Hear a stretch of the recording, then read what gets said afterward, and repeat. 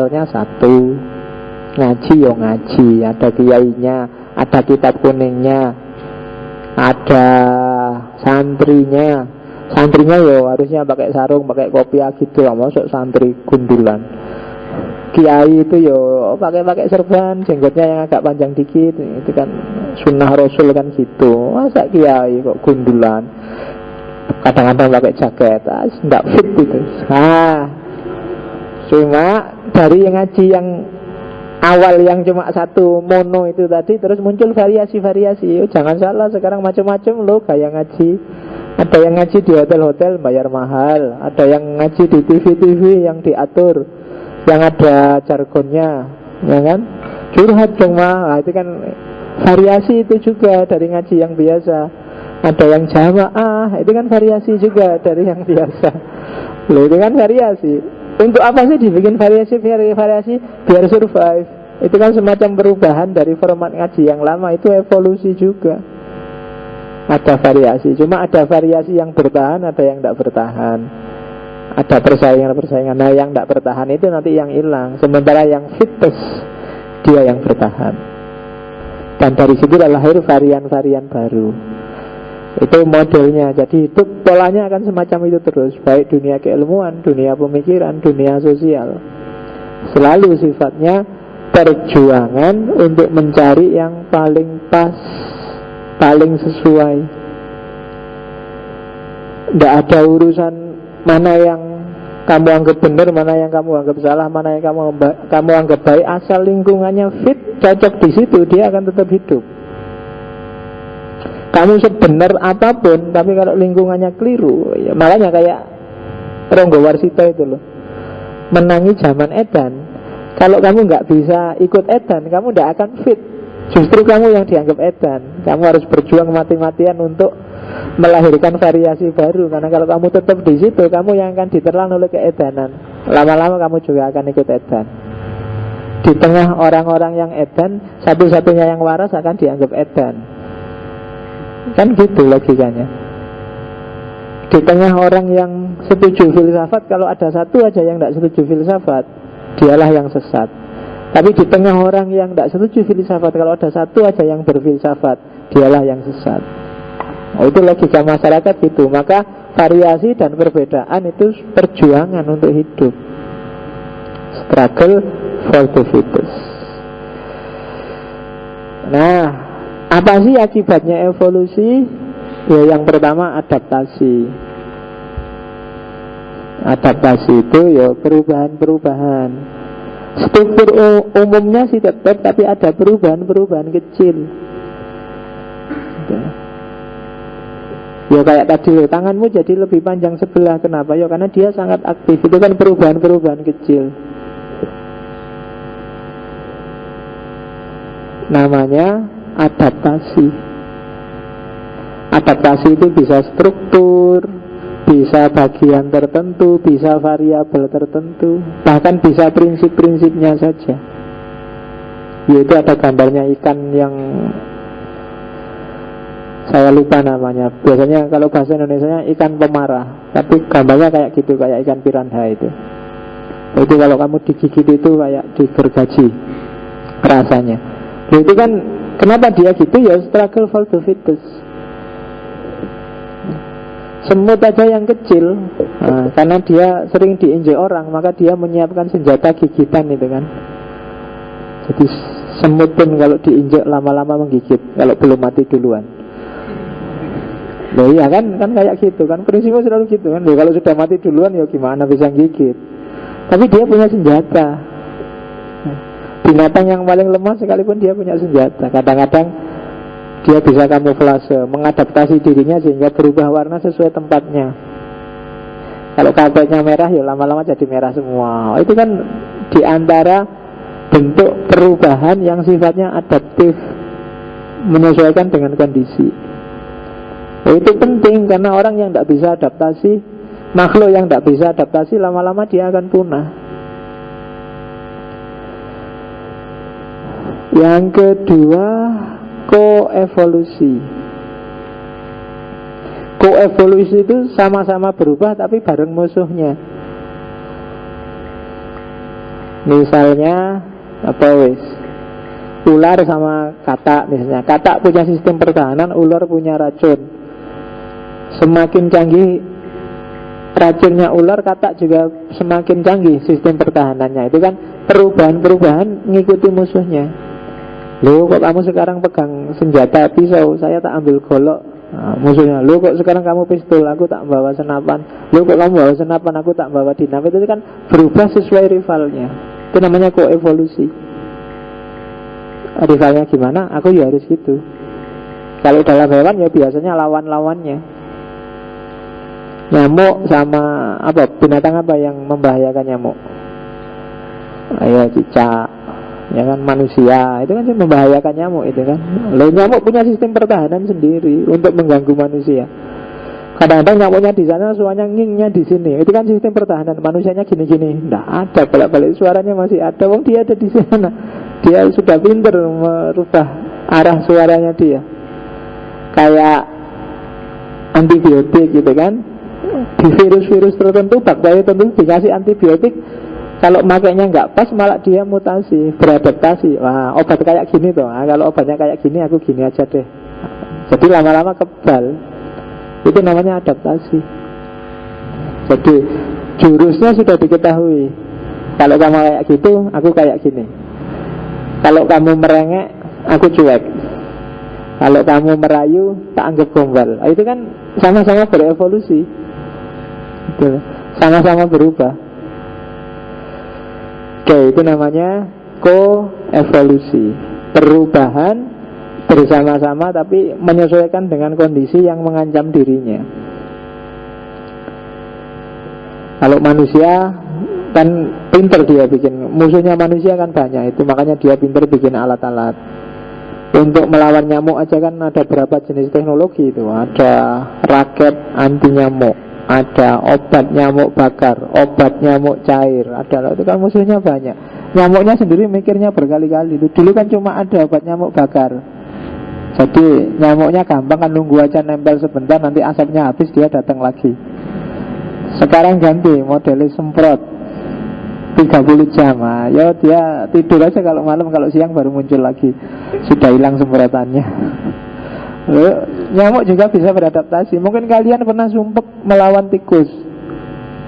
Tikus itu diracun sekali kena, tapi besok nggak akan kena lagi dia. Oh, dia melakukan evolusi sendiri. Dia melakukan adaptasi sendiri. Dia koevolusi melawan manusia. Terus kamu bikin lem. Lem dia juga ngerti sudah kalau ada lem itu. Kenapa ya? Ini struggle for the fittest. Dia juga ingin selamat. Dia juga ingin survive. Kamu kasih kucing, kadang-kadang malah kucingnya yang takut, yang lari. Karena tikusnya kan gede itu. Ya. Kadang-kadang tikus juga pintar gertak. Dia sudah lari, gayanya mau lari ke sana, begitu kucingnya datang dia balik, lari ke sini. Oh, itu kan kucing aja ketipu. Itu struggle for the fittest juga. Yang ketiga, kooperasi. Kalau kooperasi itu sama-sama berubah bareng teman. Ya, misalnya pohon sama benalu, misalnya madu yang di bunga sama kupu-kupu, itu kan kadang-kadang ada adaptasi tapi bareng-bareng, sama-sama membutuhkan. Nah, itu namanya kooperasi. Oke, kalau di Indonesia kooperasi itu bayangannya mesti tempatnya utang, tempatnya. Nah, kooperasi itu kerja bareng untuk yang saling menguntungkan. Terus kadang-kadang juga bisa melahirkan spesies baru, spesiasi. Kamu baca sendiri ya, karena saya tidak ahlinya, tapi jenis-jenis spesiasi itu ada 4. Jadi melahirkan jenis yang sama sekali baru, yang beda dengan sebelumnya. Orang Jawa zaman dulu itu wajahnya natural sekali, oriental, kulitnya coklat. Tapi sekarang kenapa ya kok orang Jawa itu wajahnya banyak yang agak bule-bule gimana gitu. Kenapa bisa begitu? Mungkin karena ada spesies baru, ada adaptasi, ada kooperasi, ada koevolusi terus lebih suka yang kulit putih, sehingga anaknya kemudian kulit putih. Ada adaptasi, ada perubahan. Nah itu spesiasi namanya, lahir spesies baru. Selama ini kita kenal ada kulit berapa di dunia ini? Kulit putih, kulit hitam, kulit coklat, kulit kuning. Oh, kan? Ada 4. Mungkin ada kapan-kapan ada spesies baru. Mungkin apa ya? Ya, albino. Hitam, kulit putih kawin sama kulit hitam. Lahirnya kayak zebra cross. Putih hitam. Nah, kalau kuning sama coklat jadinya apa? Mungkin besok ada lahir warna kopi susu. Itu kan kuning sama coklat. Mungkin kapan-kapan kalau hitam sama kuning ya jadinya tetap hitam. Jadi hati-hati kalau milih jodoh ya, kamu coklat. Kalau milih hitam, apapun kecampur hitam jadinya mesti hitam. Nah, kamu milih yang agak terang-terang dikit lah. Itu biar lahir spesies baru. Kalau enggak ya yang lahir spesies lama. Wajahnya ya kayak gini-gini aja, masih Jawa abad ke-6. Kamu gantilah yang abad 21 ya. Jangan punya wajah abad ke-6. Ada juga evolusi yang jenisnya punah. Kenapa? Karena dia tidak bisa fit, tidak bisa struggle. Punah itu nggak cuma dinosaurus. Banyak sekarang makhluk-makhluk yang punah. Makanya kapan itu saya lihat di majalah ada tulisan orang baik sekarang hampir punah. Hati-hati ya kamu. Iya, katanya orang baik di Indonesia itu sekarang hampir punah. Mari kita lestarikan kalau ada teman yang baik. Karena ramalannya hampir punah. Karena orang baik ternyata tidak fit untuk dunia abad 21. Dia struggle kayak apapun tidak nyambung ternyata. Zaman nggak butuh dia, butuhnya orang yang tidak terlalu baik. Nah, kamu terancam punah kalau kamu merasa jadi orang baik. Jadi hati-hati ya. Ini di sini kan kelihatannya baik semua gayanya. Semoga kamu tidak punah. Karena di antara evolusi yang paling mengenaskan itu kepunahan. Tidak ada orang yang mau punah. Kamu pun meskipun sudah pasti setiap orang pada akhirnya mati, tidak ada orang yang saya siap kok Pak mati, nggak ada. Kalau ada yang bilang gitu biasanya yang gaya aja po, retorika itu. Aslinya ya wedi lah mati. Punah itu menakutkan. Setiap orang memimpikan keabadian. Ini agak fitrah karena dalam dirimu ada wa nafakha fihi min ruhi, katanya Allah. Kutiupkan bagian dari diriku padamu. Dan esensi hakikatnya Allah itu kan keabadian. Maka hampir semua orang membayangkan keabadian. Gak ada orang yang Pak mungkin besok saya mati loh ya. Kan mungkin itu. Tapi kamu cita-citanya kan tetap, wah saya 10 tahun lagi pengen gini Pak. Mau mesti gitu. Jangkauanmu mesti ke depan, mesti jauh. Kenapa? Ya itu tidak apa-apa ya. Memang manusia secara fitrah punya ambisi untuk abadi. Makanya di cerita-cerita dongeng itu kan selalu merebut minuman keabadian selalu. Karena memang diam-diam ada hasrat untuk hidup terus. Kamu ngerti lah manusia itu paling 70-80. Tapi kalau kamu umur 80 ditawari masih mau nggak kalau ada bonus sampai 90? Ya mau lah Pak, enggak apa-apa. Ya kalau bisa 100 lah. Sedikit. Karena orang selalu memimpikan keabadian. Itu tasawuf itu. Next time kita ketemu itu. Oke. Maka dari situ bagi saya, pada akhirnya sebelum kita lihat dampak dan sisa-sisanya evolusi Darwin adalah materialisme alam semesta. Jadi kalau kamu setuju evolusi Darwinian, evolusi yang Darwin loh ya, yang dari manusia sumbernya kera, yang setiap makhluk dari yang bersel sederhana sampai yang bersel kompleks kayak manusia, itu semua kan yang dilihat materinya. Batinnya gimana? Itu kan nggak dilihat. Luar.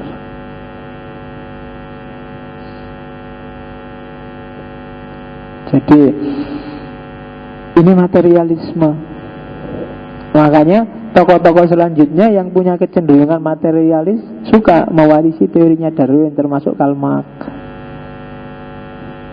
Dasarnya hanya materi. Dan saya bilang, jangan lupa dia termasuk salah satu pilar yang membangun peradaban modern, yang coraknya adalah cenderung ke fakta dan rasio, rasional dan empiris, cara berpikir yang positivistik. Makanya dia neliti tulang-tulang, dia neliti fosil-fosil, dia nyari bukti yang faktual, bukan keimanan. Bukti faktual ya pasti materi, yang ada faktanya. Jadi poin pertama dari pikirannya Darwin adalah ini materialisme loh, jangan lupa. Kalau saya ngomong materialisme kayak gini, jangan kesusu dianggap salah loh ya. Loh, bener loh kamu lihat materi itu, cuma materi hanya salah satu bagian dari realitas. Ada kok dimensi lain yang tidak materi. Cuma para filosof modern termasuk Darwin lebih prefer, lebih suka lihat yang materi karena jelas, tegas. Dunia yang lain di luar materi kan dunia yang metafisik. Kalau metafisik kan buktinya nggak tegas, nggak jelas, nggak eksak, beda sama materi. Mungkin banyak orang nggak setuju dengan Darwin, tapi Darwin adalah orang yang melihat salah satu faset, salah satu sisi dari kehidupan ini, yang mungkin di titik tertentu relevan loh untuk hidup kita. Sebenarnya pikiran siapapun, filosof-filosof yang kamu anggap ateis, kamu anggap kafir, itu kadang-kadang dia tidak salah, dia hanya melihat bagian tertentu dari kehidupan yang tidak kamu lihat. Atau dia benar kalau dibatasi di konteks perspektifnya dia, tapi kalau dilihat secara lebih besar dari perspektif yang beda-beda, mungkin dia keliru. Dan memposisikan Darwin juga harus seperti itu. Kan banyak kan yang mengkritik habis-habisan Darwin. Yang paling terkenal kan Harun Yahya, termasuk ya itu ilmuwan dari Turki itu. Filosofi sebenarnya cuma dengan gayanya sendiri. Termasuk kita kan, kita yakin bahwa alam semesta ini yang menciptakan adalah Allah.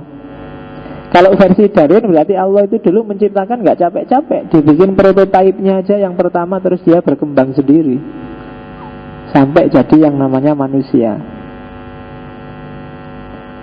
Tapi kan kita enggak. Kalau kita kan ya enggak lah, Allah menciptakan itu full semuanya. Begitu Adam kesini sudah ada kera, sudah ada gajah, sudah ada tadi. Tidak ada evolusi-evolusinan, ini sudah ada sejak dulu. Oke. Dari perspektif zamannya Darwin tetap luar biasa loh. Zaman itu orang belum kenal DNA, belum kenal struktur gen, apalagi kenal rekayasa genetik, tapi dia sudah bisa meramalkan ada perubahan. Bahkan di awal-awal nggak dipercaya orang, sampai dibikin karikatur kepalanya Darwin, badannya monyet. Yang di depan tadi tak lihat, itu kan orang sedang melecehkan Darwin. Tapi diam-diam konsepnya diikuti oleh banyak orang. Itu yang pertama, jadi materialisme. Yang kedua, tidak sekedar materialisme, tapi ada mekanisme alam semesta. Mekanisme alam semesta itu kalau dalam bahasa agama disebut sunnatullah. Jadi evolusi itu adalah bagian dari sunnatullah kalau versi Darwin. Ya itulah hukum alam itu. Jadi tidak mesti harus membuang Tuhan kok. Karena seperti minggu lalu saya jelaskan, hampir semua filosof modern itu ideologi keagamaannya deistik. Jadi Allah menciptakan, setelah itu ditinggal. Allah sudah ada prosesnya sendiri, kayak menciptakan jarum jam. Jadi yang kedua enggak lah, hidup itu mekanis, ada hukumnya sendiri. Tinggal kamu pahami hukum hidup ini seperti apa, termasuk hukum perkembangan yang namanya evolusi. Bahwa struktur materimu, struktur genetikmu itu bisa diwariskan. Ini kalau orang kedokteran pasti ngerti lah. Jangankan yang komposisi, penyakit aja kan diwariskan. Yang bapaknya darah tinggi, anaknya pasti punya bakat darah tinggi. Yang bapaknya diabetes, kan gitu kalau kedokteran. Makanya kamu selalu ditanya riwayat penyakit dan riwayat keluarga yang punya penyakit. Kenapa? Karena memang ada yang bisa diwariskan gitu. Bahkan saya baca buku terjemahan karyanya orang Korea. Jangankan itu ya, sifat murung, sifat ceria itu bisa diwariskan. Jadi misalnya ya, bapakmu dulu nembak cewek terus ditolak, dan tiap hari dia sedih mikir cewek ini, aduh, dan berbayang-bayang terus. Dia tidak cuma ada di hati, tapi lama-lama dia mempengaruhi komposisi genetiknya. Rasa kangen, rasa kecewa, rasa rindu, rasa murung itu nanti akan berpengaruh ke sistem DNA, struktur genetiknya. Dan ini akan diwariskan. Karena bapaknya dulu patah hati, tidak selesai-selesai, anaknya jadinya cenderung murung, tidak ceria. Nah, kalau di sini ada yang tidak ceria, coba ditanya bapak, Pak, dulu sampean patah hati apa enggak, Pak? Ditolak berapa kali sih, Pak, kok sampai segitunya? Nah, itu kadang-kadang kisahnya berulang. Kalau bapaknya sering ditolak, biasanya anaknya ya gitu. Ini sudah komposisi genetik itu. Kadang-kadang aneh loh, kadang ada orang yang langganan kemalingan. Sejak dulu bolak-balik dia kemalingan. Wong tetangganya aja enggak, tapi kok rumah itu terus, atau orang itu terus yang sering barangnya hilang. Oh, itu berarti struktur genetiknya memang gampang kehilangan. Nah, itu tulisannya orang Rusia. Jadi kedalaman perasaan itu nggak cuma nyampe di hati loh, dia bisa berpengaruh ke struktur genetik. Sehingga anaknya mubalek itu lebih cepat, lebih gampang jadi mubalek karena ada watak warisan. Anaknya kiai ya jadi kiai pantas saja dan cepat ketika dia jadi kiai. Kenapa? Ada DNA warisan dari bapak dan nenek moyangnya. Anaknya raja zaman dulu ya pantas saja dan cepat jadi raja. Makanya kan ada bakat-bakatan. Kadang-kadang kaya juga kan bakat-bakatan kan. Ada orang loh yang tidak bakat kaya, pakai baju mahal, gatel, sumuk, ya kan. Bisanya pakai baju murah-murah yang tipis-tipis, yang agak kaos-kaos oblong itu. Begitu pakai jas dia sumpek luar biasa. Nggak bisa, Pak, ini berarti kamu nggak bakat kaya. Orang kaya kan pakai gitu. Yang perempuan kan juga gitu kan, pakai emas, gatel, Pak, pakai emas itu tidak bakat kaya berarti. Bakat-bakatan. Oke, itu warisan genetik, struktur. Kenapa? Mekanisme alam. Mekanisme alam seperti itu. Terus yang ketiga, teorinya Darwin menunjukkan lenyapnya intervensi Tuhan, intervensi hal-hal supranatural. Ternyata semuanya ada mekanisme alamnya, bukan karena Tuhan. Ada apapun makhluk di alam semesta ini, ternyata ada pengaturnya. Ada mekanisme ya otomatisnya. Tidak apa-apa, itu bakat mungkin. Tidak. Oke. Jadi hal-hal supernatural tidak akan intervensi. Semua terjadi ya oleh kita dan dari kita sesuai sistem yang ada pada kita. Kamu berdoa seperti apapun, kalau nggak belajar ya nggak akan lulus. Karena sunnatullahnya orang lulus, dia harus belajar. Kamu minta istri, minta pacar kayak gimana pun nggak akan dapat. Wong kamu nggak pernah nembak, nggak pernah pendekatan, nggak pernah, gimana bisa dapat?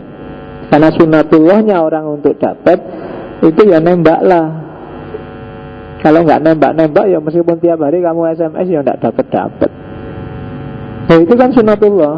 Loh, simple, nggak perlu panjang-panjang mikirnya, ya memang gitu. Kalau ngantuk tidurlah, kalau lapar makanlah, kan gitu hidup ini. Itu sunnatullah. Sudah ada hukumnya. Biar nggak Ya kan kayak islamisasi ilmu itu loh. Kan jadi lucu karena apa? Itu sebenarnya otomatis, nggak perlu disebut Tuhannya juga begitu. Kadang-kadang islamisasi ilmu yang agak kebablasan kan kayak tulisannya orang Pakistan itu kan. Semua makhluk hidup butuh makanan. Makhluk hidup yang seminggu aja nggak dapat makanan maka dia akan mati, insya Allah. Oh itu ya Islam. Cuma ya nggak perlu disebut itunya. Kalau bahasanya Darwin loh enggak, seminggu nggak makan terus mati itu sudah mekanisme alam. Kalau nggak cocok tersingkir itu mekanisme alam. Kamu pengen nggak tersingkir itu nggak bisa karena kamu memang nggak cocok. Kuliah misalnya, ada loh orang yang nggak cocok kuliah itu, nggak bakat kamu kuliah. Kalau disuruh masuk beratnya setengah mati. Masuk 14 kali dia pamitnya 7 kali. Pamit 7 kali, yang 3 kali sakit, yang 4 kali terpaksa masuk karena dimarahi dosennya. Berarti kamu tidak bakat kuliah, tidak fit untuk kuliah, dan kamu akan tersingkir, kamu akan punah kalau nggak struggle untuk menyesuaikan diri.